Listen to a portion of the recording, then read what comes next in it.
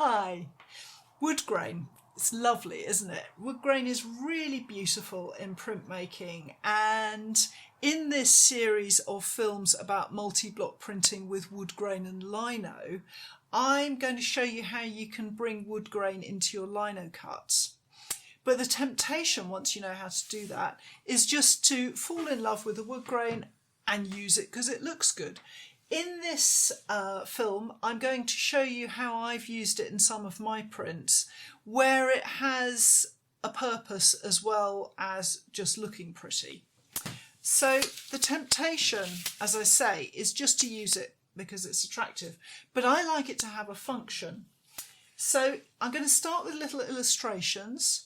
Now, the next three prints that I'm going to show you were all about health in old age, and they were all done as illustrations and sold in aid of Alzheimer's research. So this first one is called the Neighbours Plants, and it's based on a scene I glimpsed in Japan where I was watching an elderly lady who was clearly in charge of her neighbour's plants, and she was reaching out of her top floor window to water her neighbour who had put a plant on a high up post. So here in this scene, the Woodgrain is acting as, it's almost like a filler. It is taking up at least a third of the picture, and it's just has a kind of decorative quality here, but it balances out the image. If the side of the house were just blank, it would be boring, and I kind of like playing with the scale of having that large grain on the side of the house. So in that print, it has a slightly more abstract function. So in the next print here, I've used a piece of elm, and the grain on elm is very distinctive, and I had this piece of elm and it took a long time for me to decide what to do with it, and then one day inspiration struck and I have this snowy scene where it's actually the big hillside. It reminds me a lot of sort of Yorkshire and Cumbria in the winter where you get the snow, and here's this guy with his dog out on the hillside. And the wood works really, really well for that. Again, it's taking up a large part of the picture, but it's telling a really great story in that picture.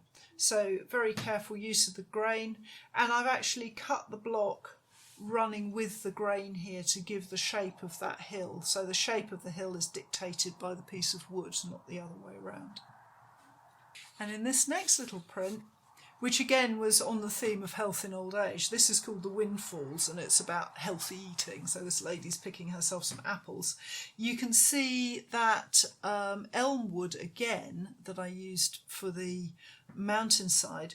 This time it's printed the other way up, so the grain is moving from in a different shape curve, and this time it's acting as texture in the grass, just bringing another dimension to this little print. So this next print is actually a series. It was a series of prints that I did, each one an individual image in their own right. And here I have a piece of yew wood that is doing duty as the shadow in the water. Now it's actually this piece of yew that I'm going to repurpose and turn into the landscape that I'm working on in this print series. So you'll be able to see this particular piece of wood be reused in a new Woodblock and Lino print. In this print, the wood grain is very subtle. This is a picture of snow on the Yorkshire moors. It's Along to Hornby is the title of the print, and it's a Japanese woodblock, and here you can see just a bit of wood grain, and it's very subtle. And what I've done here is to give the block a very light sanding to raise the grain. In future films, I'm going to be showing you exactly how to raise the grain and how I've worked on the pieces of wood that I'm using in the series that I'm filming. But here, as you can see, the grain is very subtle, but it gives that kind of winter scuddy snow on the rocks landscape, that sort of the tough landscape of Yorkshire, and I think it works really nicely for that. And in this instance, I've dictated the shape rather than the wood grain dictating the shape of the block. So I've cut the blocks, then I've scraped and raised the wood grain for the printing. And in the final example I have here, which will be familiar to some of you because I filmed the entire making of this particular print, you can see again it's gone back to being quite an abstract use of wood grain, where I have had a very rough, gnarly piece of yew wood, and I've actually used that as inspiration to suggest a sort of gully with a waterfall falling down it. So the use here very much dictated by the wood rather than by me cutting blocks. So you can see I love using wood grain, but I do make it work and earn its place in the print. I'm not just popping it in there because it's pretty.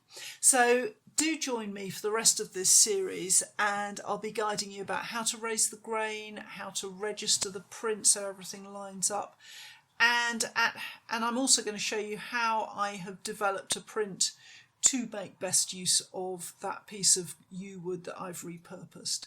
So don't forget to subscribe so that you don't miss any of these episodes, and if you like the films, please say like, and I hope to see you again soon.